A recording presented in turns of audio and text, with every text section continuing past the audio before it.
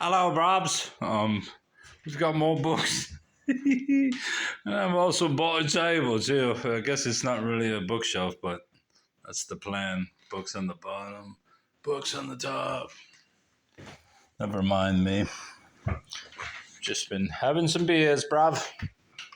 And let's pour the rest of me over on.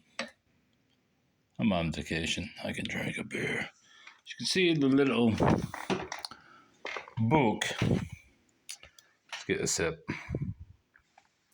Midsummer Night's Dream, bruv.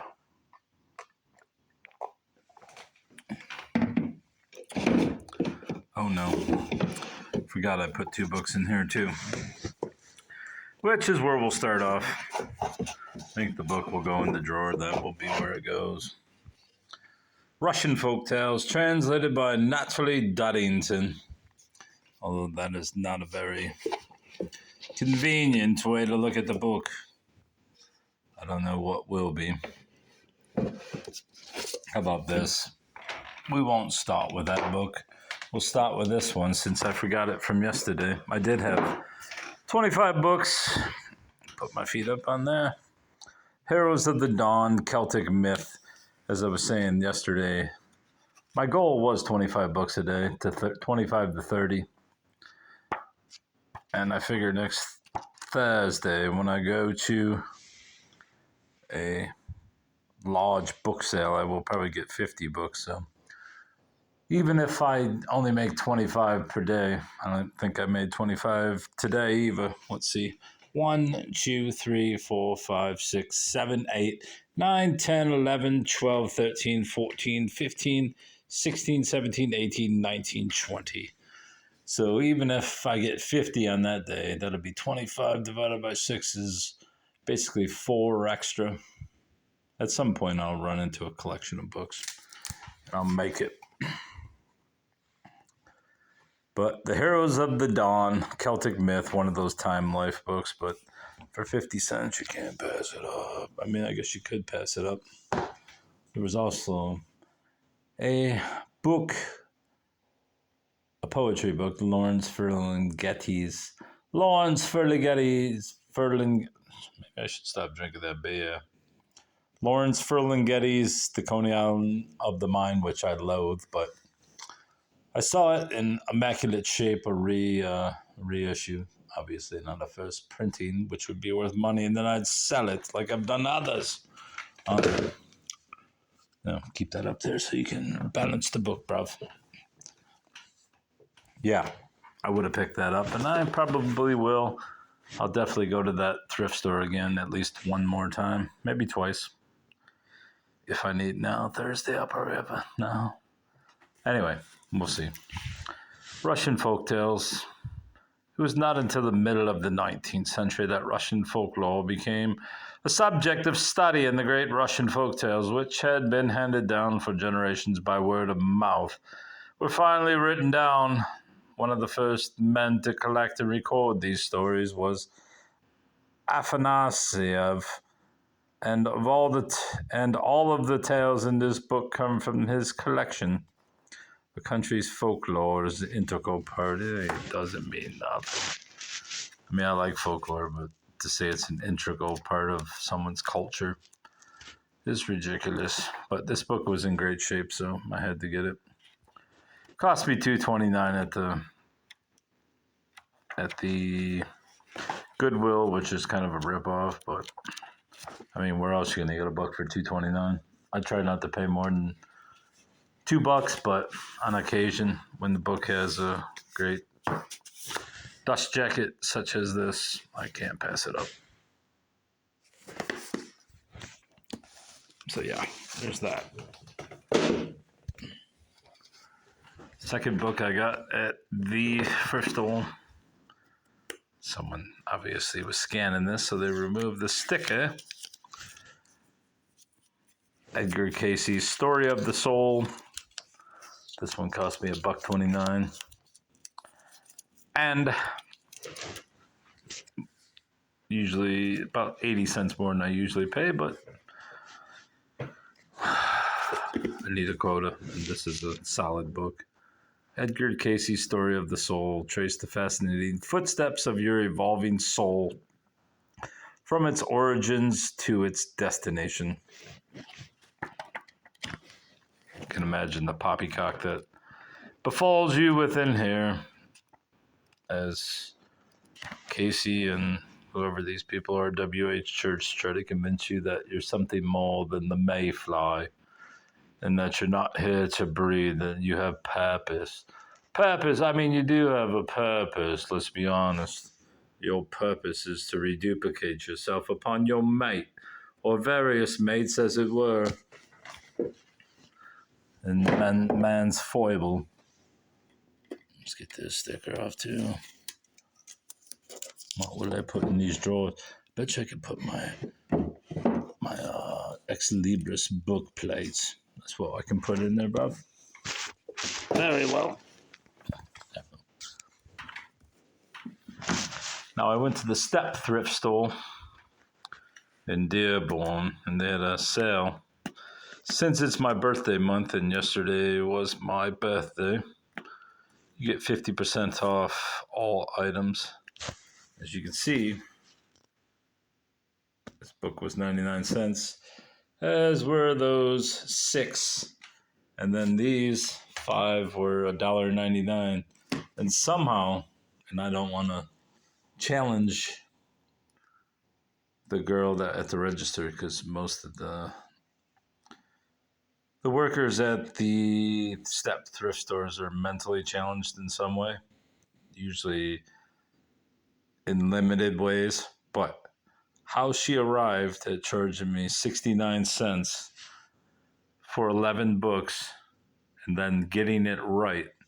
These were $1.99, so half off would be $1 each. So roughly 1, 2, 3, 4, 5 at $1 would be 5, and 6 at 99 would be 6 divided by 2, so 3 and 8. And somehow she came to $8.12.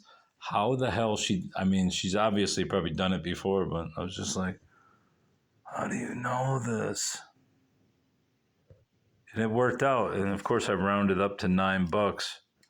But I'm like, how the hell did she know that? I mean, maybe she's some savant mathematician.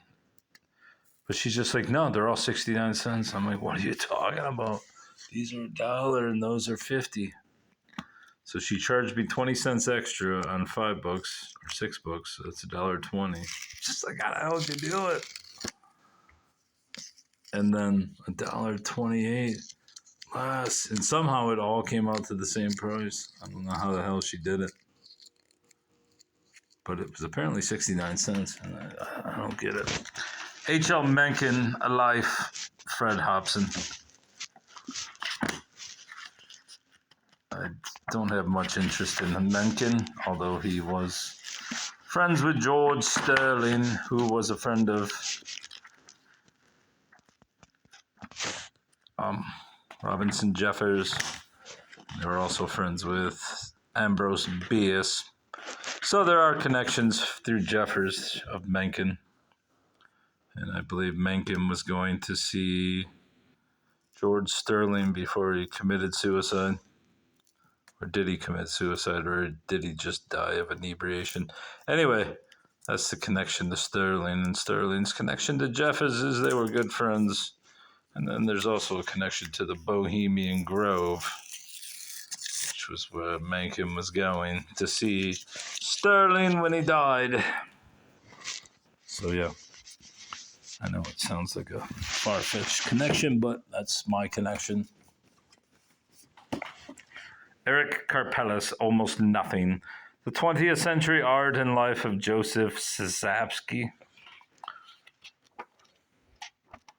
Never heard of the guy. But I just saw NKVD and Rasputin in there, so he might be Russian. Are you Russian? That doesn't sound like a very Russian name. Karpeles. Oh, wait, that's right. Karpeles wrote the book, you fucking idiot. Joseph Szapski? I thought it was Karzapski. You're drunk, Bob. Joseph Zazavsky was a soldier, diplomat, aristocrat, writer, intellectual. Anyway, I don't know anything about him. But for 50 cents, plus I needed a quota. And one day I'm eventually going to open a bookstore, just because, why not? And yeah, now I got a biography of this fucking dude I've never heard of. Got quite a few biographies today. Oscar Wilde, H. Montgomery Ide, a biography. I like the old time look to this dust jacket, even though it's probably from the 70s. It's got a early 19 Victorian look to it, Victorian era look. I don't know when Wilde was alive. I assume it was late 1800s. What the hell is this?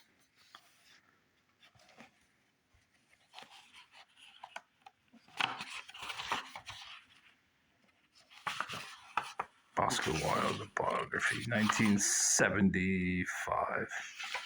Yeah, it's in great shape, so couldn't go wrong for 50 cents. Nice jacket.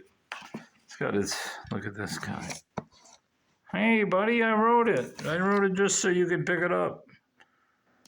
50 years later. Yeah, good jacket, all the good stuff. One day I'll be selling it in my bookstore. Haunted Travels of Michigan. I believe I have this book, but I don't know.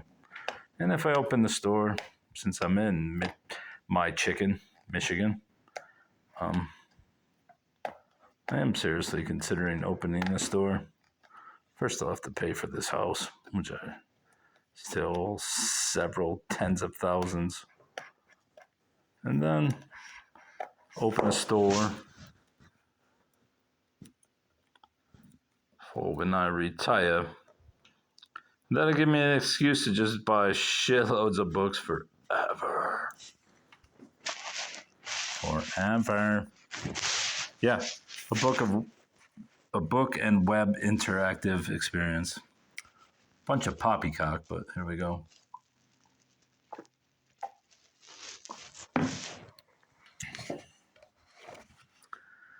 Oh, there she is. Earlier in the investigation, Deanna took readings to the Lemon House. That she did.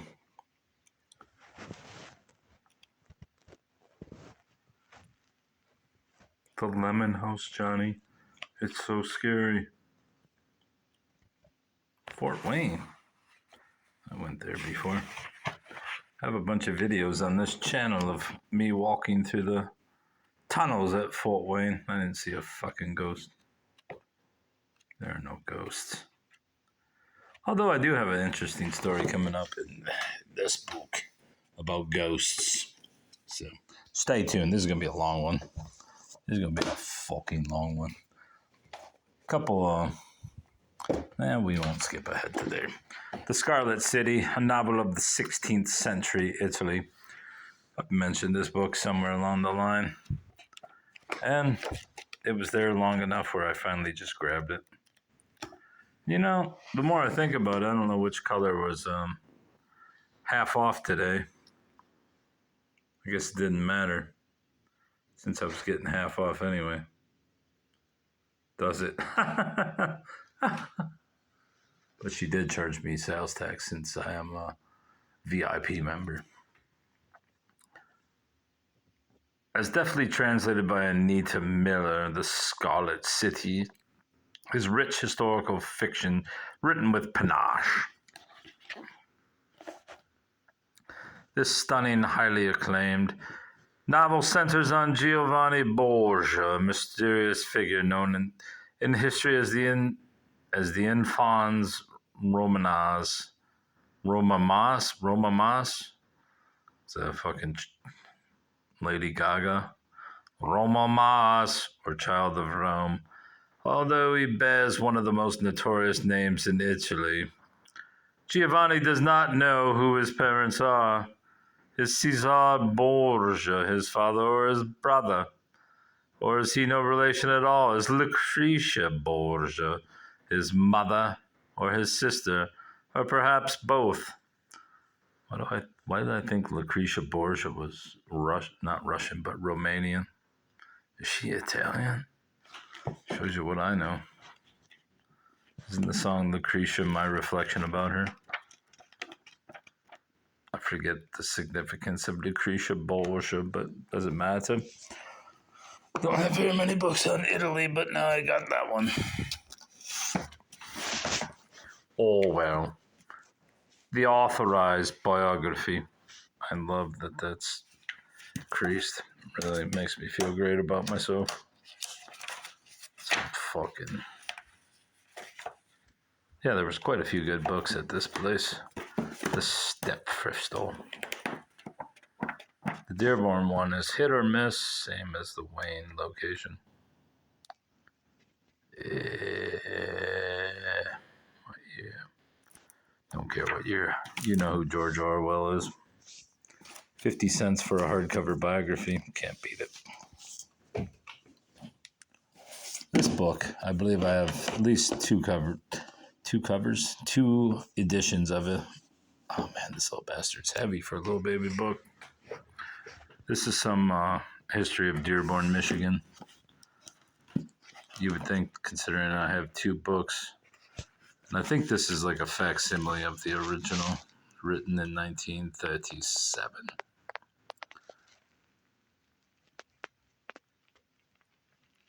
Apparently it was part of the Milton, or not the Milton, but the Milton Berle Historical Society. Third printing 1959, fourth printing 67, fifth printing 73, sixth printing 92. I have several editions, so who knows which one I have. But now I have this one. It's a nice little book. You can't beat it, bruv. Dearborn Historical Commission 2000. Does that say 2020? No, it says 2000, bruv. There you go. Ray Bat. Jesus Christ. I was going to say drink some more, but I'm going to.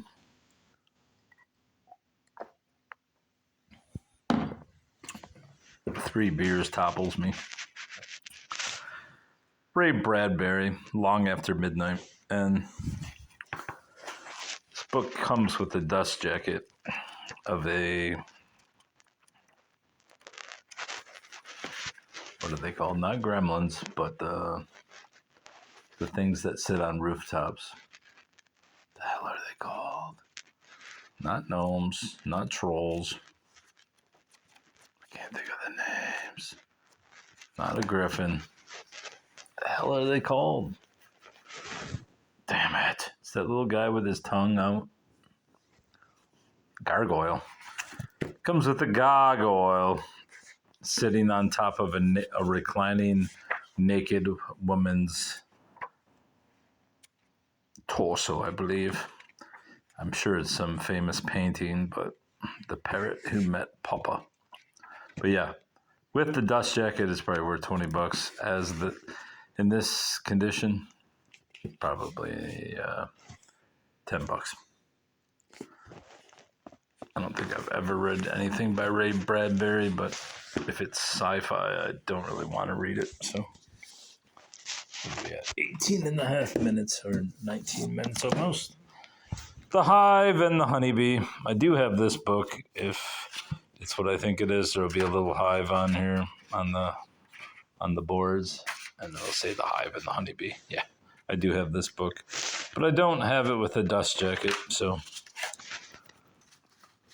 tempted to sell a copy I do have, although I think it may be a bit older than this one, but I could be wrong. This is a 1978 edition.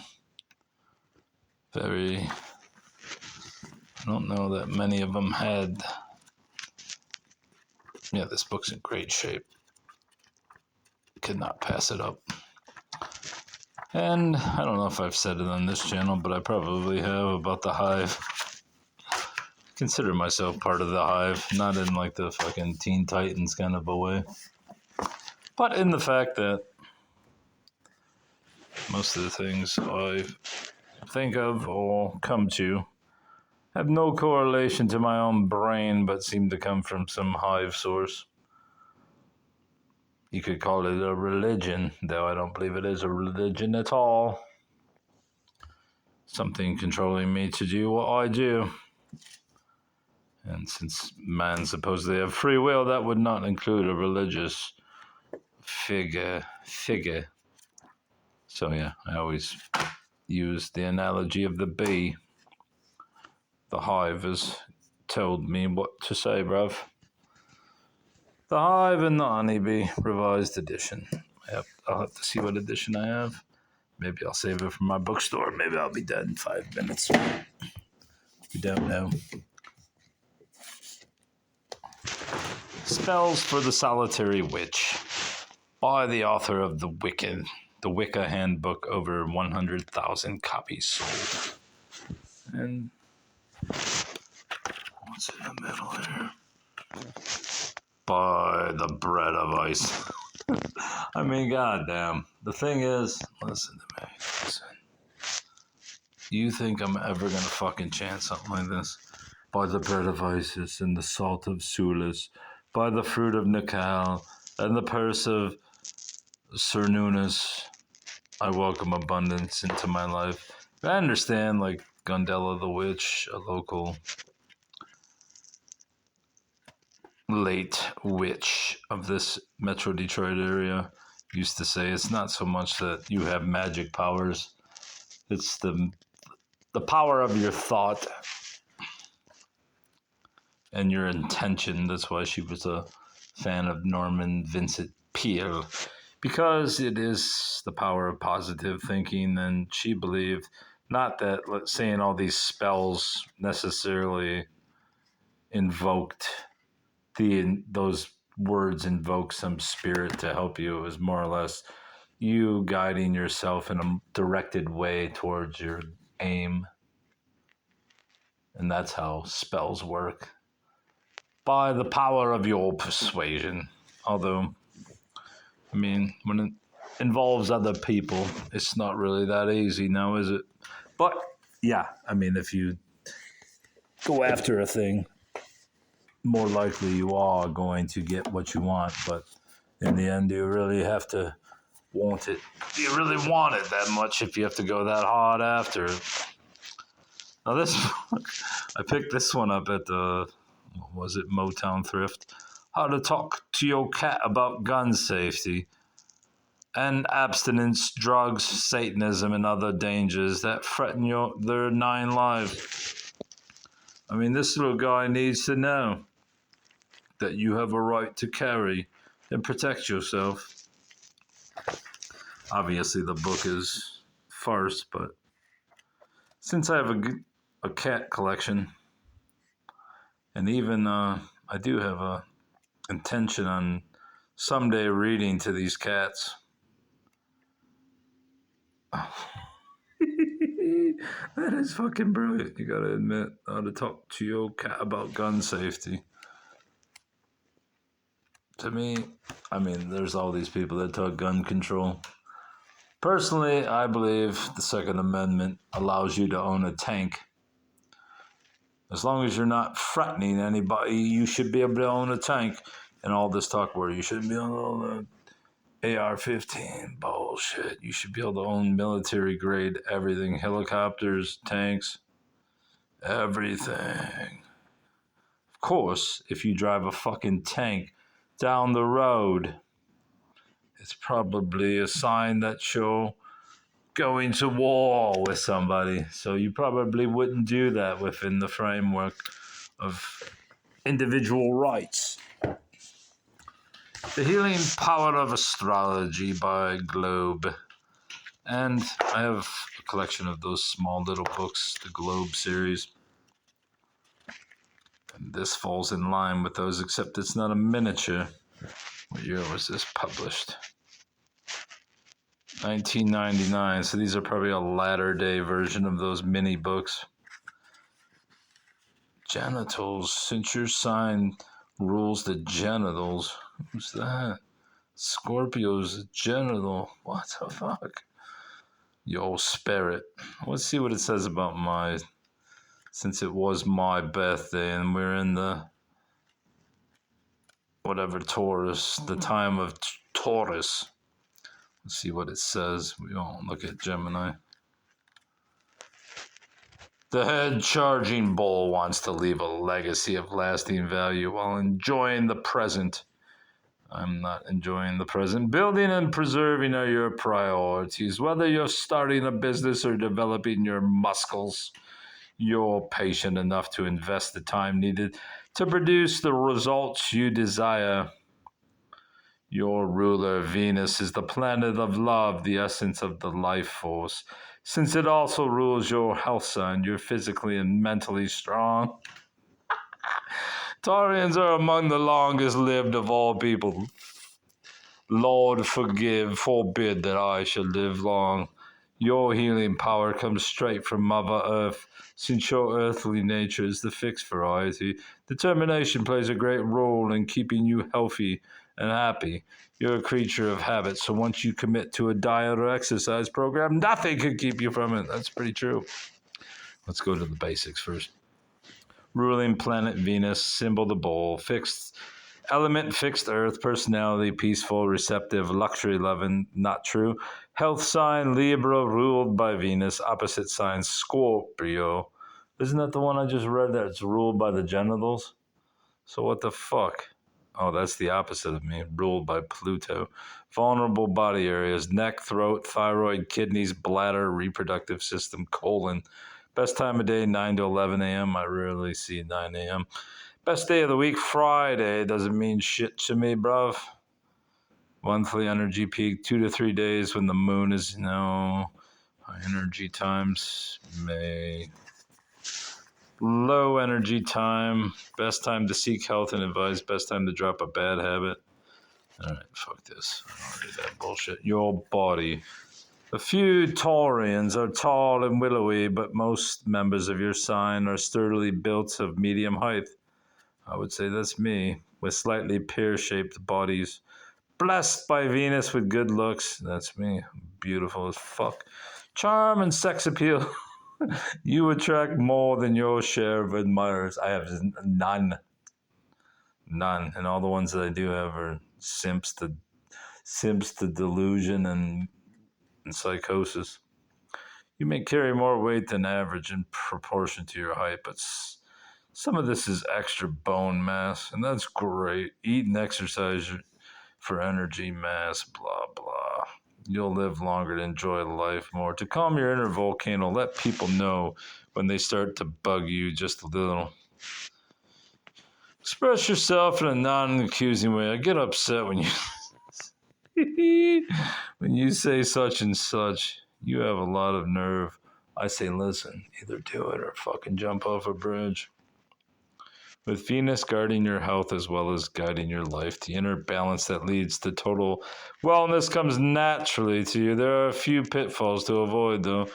Your lover of the good life can lead to overindulgence in food, drink, or drugs, never did them, which in turn can lead to health problems ranging from being overweight to addiction. Set some ground rules so you can enjoy an active social life. Fucking, never socialize. Never go to Red Lobster. Since your throat is sensitive to begin with, tobacco, I don't smoke. I ain't a coward. Winter colds and flu can hit you odd. What am I at? 28 minutes. Oh shit, I gotta get going here.